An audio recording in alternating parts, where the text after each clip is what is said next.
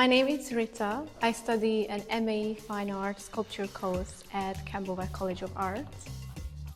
An absolute highlight of my time at Camberwell it would be the opportunity to use these amazing workshops, which I have heavily used during the creation of my final year project, such as the etching workshop, when I was creating my debossments, the wood workshop and the metal workshop, as well as the ceramics workshop, the digital fabrication workshops, 3D printing, laser cutting. I would say my practice is developed with specialist technicians who are really keen and enthusiastic about helping us realize our projects.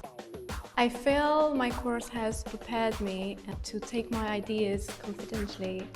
It helped me deepen my criticality. My final year work is titled "The House is the Body is my home." It is a mixed media installation made of different materials such as charred pine wood, caraway seeds, braided human hair with red satin ribbons, Pennsylvanian horse hair, which I sourced from my own father when I visited home, and a series of hard ground etching embossments encourages visitors and audience to reflect when and where is home. It is drawing on remembered fragments of my mother's Kalocha embroidery motifs, which she designed and decorated our house during my childhood with. I migrated from Hungary to here, was being lost, was being remembered.